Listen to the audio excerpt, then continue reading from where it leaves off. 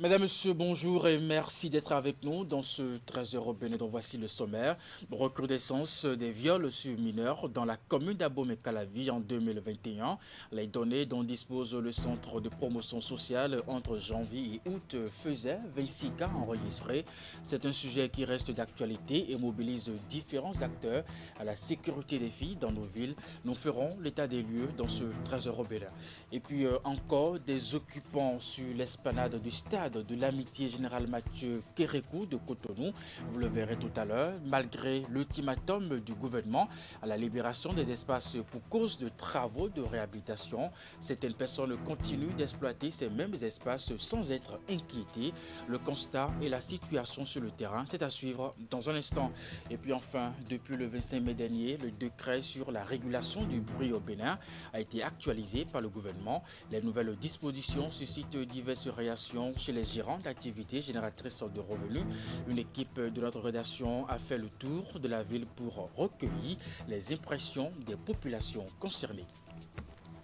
Mesdames, Messieurs, à nouveau, bonjour. C'était là le sommaire de ce 13h au Bénin. Retour sur la célébration de la fête de la Tabaski, moment par excellence de grands sacrifices et de partage. Cette tradition est très souvent abandonnée par certains fidèles musulmans qui n'ont pas de moyens pour s'acheter une bête. Prenant donc la mesure de la situation, l'association islamique des œuvres humanitaires a distribué juste après la grande prière à la place Idi de Natitengou, 200 têtes de bœufs immolées aux populations de Natitengou et ses environs. L'opération qui a sa 15e édition est dénommée Caravane Tabaski 2022. Nous y reviendrons dans un instant. Mais avant, parlons de la recrudescence des viols sur mineurs dans la commune d'Abomey-Calavi en 2021. Les données dont dispose le centre de promotion sociale entre janvier et août faisaient 26 cas enregistrés. C'est un sujet qui reste d'actualité et mobilise justement différents acteurs à la sécurité des filles dans nos villes, entre la responsabilité de l'État, des parents, de nos cadres d'éducation, de notre législation en matière de lutte contre ce phénomène.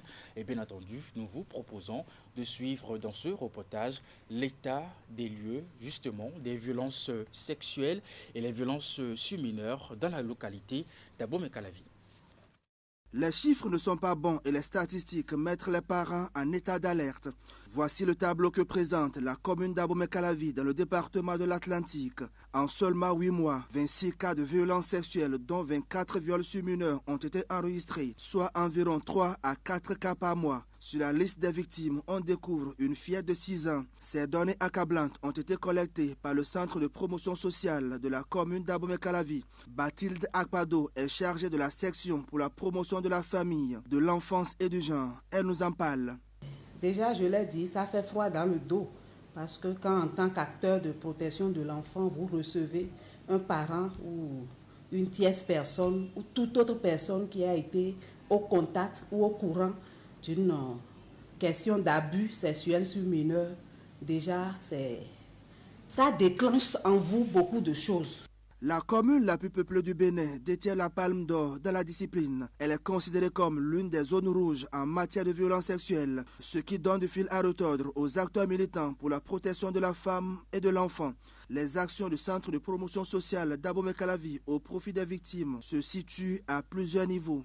En même temps que les autres acteurs de protection de l'enfant, la santé, la police républicaine, le psychologue, tout et tout, ils sont en train de mettre en place leurs interventions. Nous sommes là pour coordonner et apporter ce qu'il faut pour quand même offrir tout ce qui est paquet global d'intervention à la victime. Maintenant, selon son statut, si c'est quelqu'un qui est dans le système scolaire, il faut tout faire pour que, si c'est en pleine année, la fille ne perde pas l'année scolaire. Si c'est pendant les vacances, comment faire pour l'accompagner à se réinsérer? Autant d'actions pour redonner à la victime sa dignité et son droit de vie dans la société. Dans la montée de ce phénomène, le scientifique lui y voit plusieurs déterminants qui favorisent les violences sexuelles. Les filles sortent sans aucune permission. Vous les voyez en bande se balader et aller s'asseoir dans des débits de boissons, ou bien être en groupe pour rendre visite à tel copain ou bien à tel frère d'un ami, et qu'il y a un réseautage qui est créé autour de ça. Donc les filles elles-mêmes, de façon précoce, elles vivent ce que j'appelle les fantasmes sexuels qui sont davantage motivés à partir de tout ce que la médiatisation est en train de faire aujourd'hui, d'une part, et de tout ce que les groupes d'amis sont en train de faire. Donc ces deux variables sont des variables qui constituent ce que j'appelle les déterminants alliés à l'acte sexuel. Mais alliés à l'acte sexuel, elles sont dans une certaine naïveté totale. Et l'autre chose, c'est que les filles d'aujourd'hui ne font vraiment dépenser les hommes. Oui, c'est la dimension économique de leurs actes. La sensibilité du sujet touche les autorités au sommet de l'État. La ministre des Affaires sociales et de la microfinance suit de très près la situation d'Abomey Calavi. Au-delà des dispositions existantes, le gouvernement veut renforcer l'arsenal juridique pour mieux traquer les auteurs de ces actes. Il s'agit du projet de loi portant mesures spéciales de répression des infractions commises à raison du genre et la protection de la femme en République du Bénin. Le projet de loi qui sera bientôt au Parlement. Le jeudi 23 septembre 2021, le chef de l'État et les membres de son gouvernement ont échangé avec les députés sur le sens de cette démarche. Il y a lieu, à défaut d'éradiquer, d'inverser la tendance de façon à protéger nos femmes et nos filles contre les velléités ainsi que les atteintes ainsi portées contre elles. La promotion de la femme et la sauvegarde de ses droits reste un combat de longue haleine et Abomey Calavi ne facilite pas les choses. Pour une lutte efficace, les parents sont appelés à jouer pleinement leur partition pour inverser la tendance. Puis retour à présent sur la célébration de la fête de la Tabaski, moment par excellence de grands sacrifices et de partage. Cette tradition est très souvent abandonnée par certains fidèles musulmans qui n'ont pas de moyens justement pour s'acheter une bête. Prenant donc la mesure de la situation, l'association islamique des œuvres humanitaires a distribué juste après la grande prière à la place Idi de Natitengu 200 têtes de bœufs immolées aux populations de Natitengu et ses environ. L'opération qui a sa 15e édition a été nommée Caravane Tabaski 2022 à la Sanarouna pour le compte rendu. Place Idi de Natitengu en ce jour mémorable de l'Aïd el-Kébir édition 2022. Des bœufs immolés pour la circonstance destinés à être distribués aux couches défavorisées de la commune de Natitengu et ses environs qui n'ont pas eu de moyens pour s'acheter la bête recommandée afin de sacrifier à la tradition d'Abraham. C'est la caravane Tabaski 2022, une initiative purement sociale et charitable de l'association islamique des œuvres humanitaires basée à Natitengu. Grâce à l'appui de ses partenaires turcs, cette association confessionnelle et apolitique permet aux personnes indigènes de la cité de célébrer la Tabaski dans la convivialité. L'événement de ce jour est dénommé Caravane Tabaski 2022 et cette caravane consiste à distribuer la viande et les bêtes aux pauvres, à ceux qui n'ont pas les moyens d'acheter les bêtes, pour qu'ils fêtent dans la joie comme tout le monde. Et c'est pour cela l'association islamique des œuvres humanitaires, nous organisons cette caravane chaque année, disons depuis 15 ans que nous organisons cette caravane pour que tout le monde ait un peu et fêter dans la joie. Au-delà de la cité de Nanto et ses environs, une vingtaine d'autres communes à l'échelle nationale bénéficient de cette œuvre. Si au total, un peu plus de 800 têtes de bœufs ont été mobilisées pour être distribuées au plan national, la commune de Natitengu elle seule s'en sort avec 200 têtes au grand bonheur des bénéficiaires. C'est l'association AIOH qui nous a appelés de venir ramasser les bœufs pour Tabaski, pour aller partager ceux qui n'ont rien au village, avec les gens qui sont en Tangueta. On remercie Dieu. Les bœufs que l'association AIOH nous a fait un don. Chaque année, il faut un don pour aider les pauvres. Ceux qui ne peuvent pas acheter les bœufs ou bien les moutons pour faire Tabaski, ils sont là pour nous aider. Nous les remercions énormément. On les souhaite bonne chance. Une fois ces bêtes acheminées vers les localités d'accueil, les gigots sont distribués aux populations cibles. Avec ces petits gestes-là, ça nous aide à fêter avec nos enfants. Nous sommes tous en joie. Tous en joie, c'est comme si On a aussi tué des bêtes. Donc on rend vraiment grâce à Dieu. L'association ne fait que prier pour eux chaque année pour que ça soit plus que ça. Grâce à cette viande qui vient d'être distribuée, chacune de ces femmes, une fois dans son ménage, partagera de bons moments de fête de Tabaski au même titre que ceux qui ont immolé leurs bêtes. Autrefois dégradée et rendant difficile la circulation aux populations, la voie principale de Zobadjer a connu une métamorphose. Désormais, les usagers et riverains de cette zone peuvent vaquer à leurs occupations le jour comme la nuit en toute quiétude. Bien entendu, c'est un reportage de Ingrid Dider, Melvina Anzo, Mofi de Sabouran.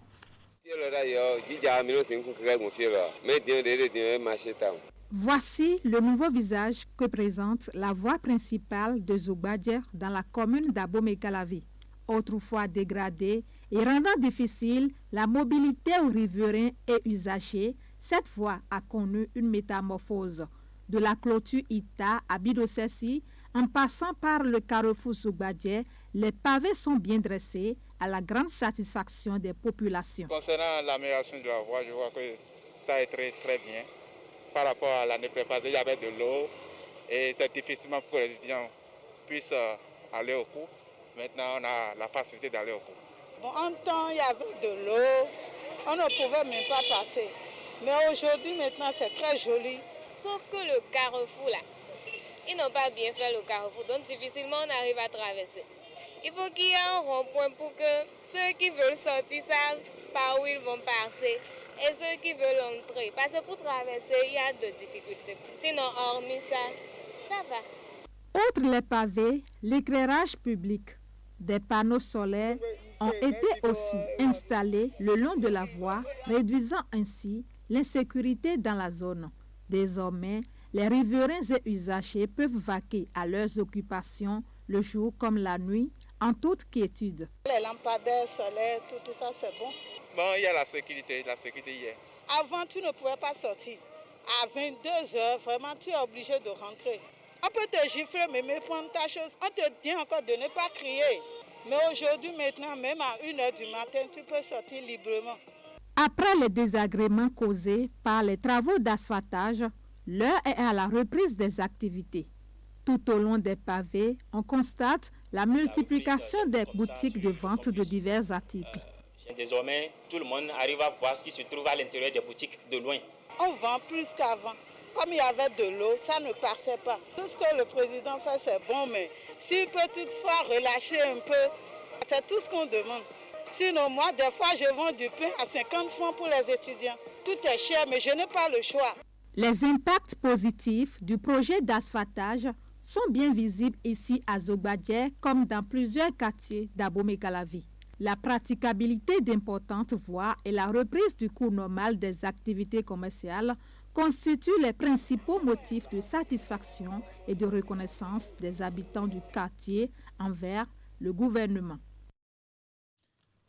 Et puis nous allons prendre à présent la direction du stade de l'amitié, général Mathieu Kérékou de Cotonou, non pas pour parler sport, mais pour faire l'état des lieux par rapport à la décision du gouvernement de libérer les lieux pour cause de travaux de réhabilitation. Des mois après l'ultimatum de l'État, des occupants sont encore présents sur les lieux et ça donne à leurs activités quotidiennes sans inquiétude aucune. Le constat est signé Narcisse Alossé, Elvis Tonoukoin. L'esplanade du stade de l'amitié général Mathieu Kérékou de Cotonou, des mois après l'ultimatum du gouvernement qui demandait aux tenanciers des boutiques, bars et restaurants de débarrasser le plancher.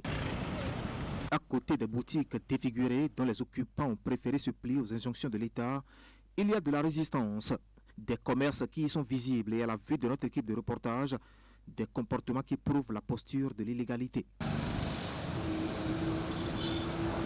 Encore une bonne demi-douzaine de boutiques s'ouvrent ici quotidiennement et accueillent de la clientèle. Leurs tenanciers ont-ils reçu l'autorisation spéciale pour continuer leurs activités ou bravent-ils la décision du gouvernement? Nous sommes encore là parce que comme les candidats ne sont pas encore arrivés, c'est pourquoi nous sommes encore là. Notre patron a décidé de rester un peu pour le moment, en attendant que les choses arrivent, les candidats arrivent.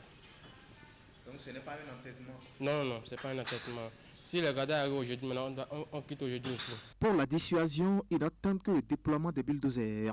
Une attitude aux allures d'incrédulité qui pour le moment profite à ses occupants.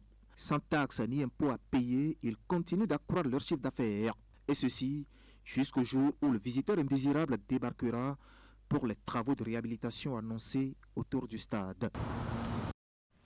L'être humain est dans la quête permanente d'entretien de sa personne et ainsi il prend soin de son corps en utilisant des produits de beauté. Ici au Bénin, la tendance est de plus en plus à l'utilisation de produits naturels simples et la trouvaille, c'est l'argile extraite du lac Aïmé à Siongbon, Jocelyn Barigard. Le recours est de plus en plus fait aux produits traditionnels pour des soins dans nombre de localités au Bénin. Dans ce salon de coiffure et de maquillage à Commin, département du Mono, Victoire, la patronne, fait les soins de visage à ses clientes à partir de l'argile. Un traitement relaxant à en croire Victoire et ses clientes.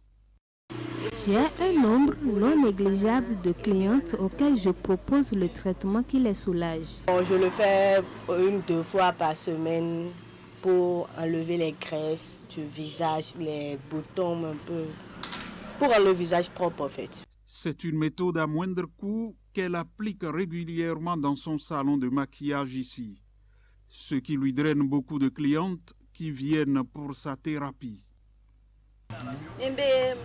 La plupart du temps, quand je traite une cliente avec l'argile, elle revient me donner ses appréciations et comment cela a pu l'aider. Et donc, elle en propose à d'autres qui passent pour le même traitement, au point où j'ai de nombreuses clientes qui passent et qui recherchent le même soulagement. Marie-Florence est une cliente habituée de ce salon de coiffure et de maquillage. Elle a adopté la méthode naturelle des soins de visage du fait de la sensation que cela donne et les effets, et aussi pour éviter les conséquences négatives de produits importés. Depuis le 25 mai dernier, le décret sur la régulation du bruit au Bénin a été actualisé par le gouvernement. Les nouvelles dispositions suscitent diverses réactions chez les gérants d'activités génératrices de revenus notamment. Ils sont bien conscients de la nécessité d'une régularisation, mais ils implorent un allègement donc, de la mesure. Reportage de William Cliquant. Plus personne n'a le droit d'émettre du bruit au-delà de 70 décibels à l'intérieur des édifices et 60 décibels dans les zones agglomérées. Par ces nouvelles dispositions mettant à jour la mesure de réglementation de l'émission du bruit au Bénin, le gouvernement vise à réguler la pollution sonore. Les causes sont claires, les plaintes sont nombreuses et les acteurs les comprennent. Les voisins, ceux qui peut-être si on redonne chez eux ou bien ils sont indisposés, les bruits de nos machines les gênent. Mais nous sommes obligés de faire avec. Beaucoup se plaignent, mais l'État a jugé bon aussi de mettre les autres aussi dans leur jargon, de se reposer un temps soit peu avant de pouvoir reprendre leur boulot. Donc il est normal que nous acceptions cela à l'État. C'est un bon décret parce que sachant bien que la pollution sonore crée beaucoup de dégâts du côté de la santé, surtout de la population. Voilà, donc ce qui fait que nous avons juste tout de suite opté pour la décision du gouvernement. Ces exigences ne consolident qu'une habitude pour certains qui respectent déjà ces normes depuis toujours avec le décret d'août 2001 portant réglementation du bruit. On avait déjà l'habitude de respecter cette réglementation, donc on a juste continué dans le même sens, c'est ça. L'interdiction de certaines heures de travail, 13h à 15h et de 22h à 6h pour les jours ouvrables et 20h à 10h pour les jours de repos, n'est pas sans conséquence sur certaines activités professionnelles menées. Parfois, nous sentons que c'est un blocage pour nous, puisque parfois il y a des délais de livraison qui nous prennent sur le terrain ou deux chantiers en cours et nous permettraient plus d'accéder à 2h, 2h30 de repos. Quand il y a des commandes, nous sommes obligés de revoir nos copies autrement ou d'augmenter des personnels pour se faire gagner du temps que de chercher à faire avec l'effectif qu'on a au début. Dans notre secteur d'activité, la pression est déjà à un certain niveau. Cette nouvelle réglementation en rajoute. Je prie donc le gouvernement de nous alléger la tâche pour nous permettre de souffler. L'application effective de cette nouvelle réglementation est le seul gage pour les artisans d'échapper à la répression prévue pour démarrer dans quelques mois.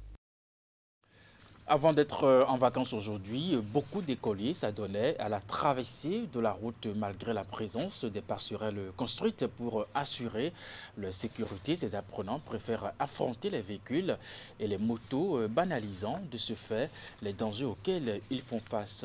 Une piqûre de prise de conscience dans ce reportage sur ce phénomène avant la rentrée prochaine. C'est ce que nous vous proposons, bien entendu, à suivre dans un constat fait par nos équipes à hauteur de l'école primaire publique de Kadjehoun, ici à Cotonou.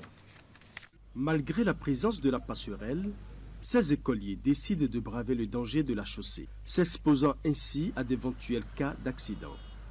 Ils justifient cet acte par la paresse et la fatigue souvent causées par les marches de la passerelle, pourtant plus sécurisantes. Je ne suis pas passé par la passerelle parce que des fois mes pieds me font mal. Et des fois je trouve l'occasion de tomber. C'est pour cela que je traverse tous les jours. Des fois, si je passe, mes pieds me font mal et même aussi les gabarits. C'est à cause de ça, chaque fois je traverse la voie. À l'instar de ces jeunes apprenants, d'autres écoliers sont plus déterminés dans cette pratique dangereuse sur une voie très empruntée par les automobiles. Et pourtant, ils sont bien conscients du danger auquel ils s'exposent.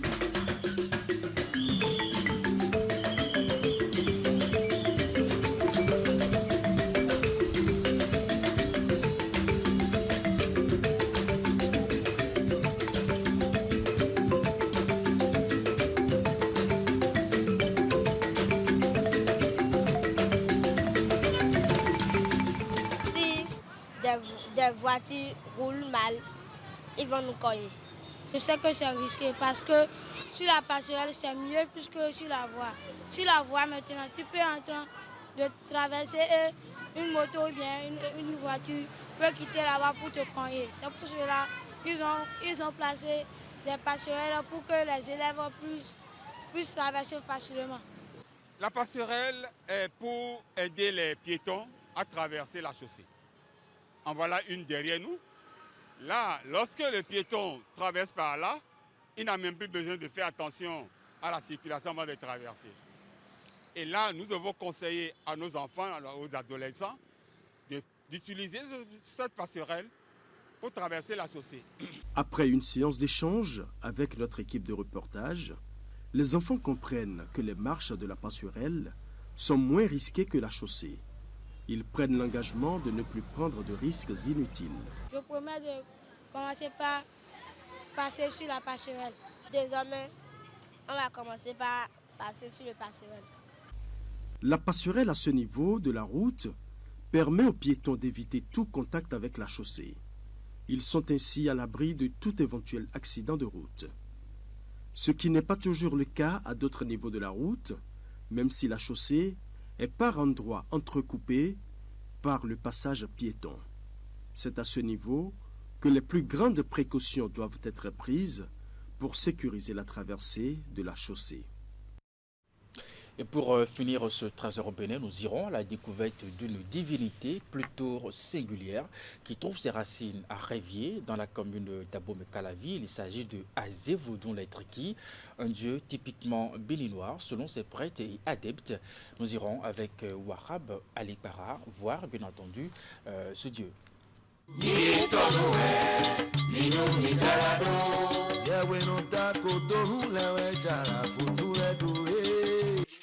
Azé Vodun Letriki reste pour l'instant une divinité très peu connue du public. Même de par sa représentation, Azé Vodun Letriki paraît un dieu singulier. Il est local et serait né à Révier au Mwemme à Huangako dans la commune d'Abomey-Calavi. C'est donc au dire du prêtre un dieu typiquement béninois hérité de son feu père Mouyegbo de la famille Alotiou. Vodon a zevodun électrique ouais. Et nous voulons mengan a zevodun électrique ouais. Et nous voulons un tikpo kankogan. Adonde babo wa gonton ena nawe. O vibadea e khodeni mu bobo a dokpanion ena nawe. A zobadea, a kwebadea, jidobadea. Alo eno me mito johomele. Yelo tagba donwe. Bolo tagba donwe. Bon amotan awa zevodun électrique gon ena nwole wega. E lo mi de wenu sinu la toche huyegbo no yoro. E we zevodun Bose dofi a teko kanko no wa gonton Ghana wea Abidjan wea Gabon wea Yovo tome fi bi lome fi bi weno wa Benin tome fi bien no wa sunu nyonu bien no wa gonton weno hule gan town Peter Bodomiton gosin totema e gosin bo wafi Vodon dion Vodon elo a zevodon l'éthique yo ye jobo amowe do touch si alome touch huye gbo si alome we ye jobo amowe e de so ze bodon boze dai lo fi bo yi me khole si bodon bo no hule mega town ye jobo amo bo e de so se kaka bo ajodo de wa ajodo fuvoche de me khonu mion e ro loko anu muton kaka bo ko nembile to bo ajodo bo yin wa je nuton di yin susu wa lo che wa je nuton di me we no hule gan eno du koklono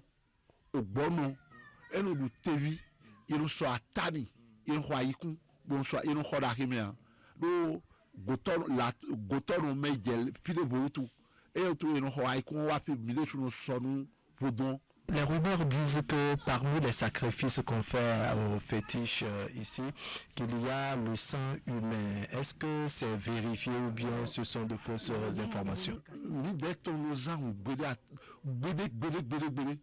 coco no, et nous coco à soi, au bon nom, et nous voulons me gagner, et nous tuons kondo medjiwe, à Zebilia Nion, à Zena Wahawea, au bon ménage de Bono et d'Akmankoya. E o nde ba de wa ara mo do bezato mi de to bere pon suyi ja oloko nu ayo oloko nu no meto ro me gbegbe wa be kan wo pro e o ragata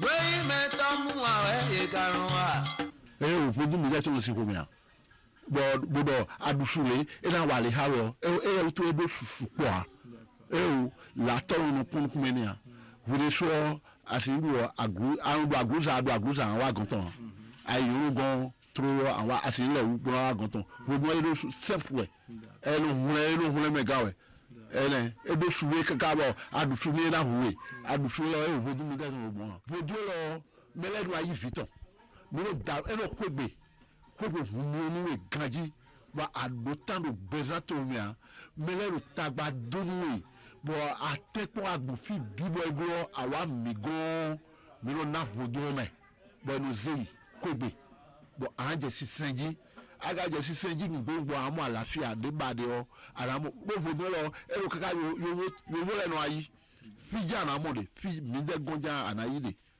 alo che wo ye gbo si kwegbe jana ayi vodonde nínú mi jado yewe no ajawu tole yele jara fodun edu.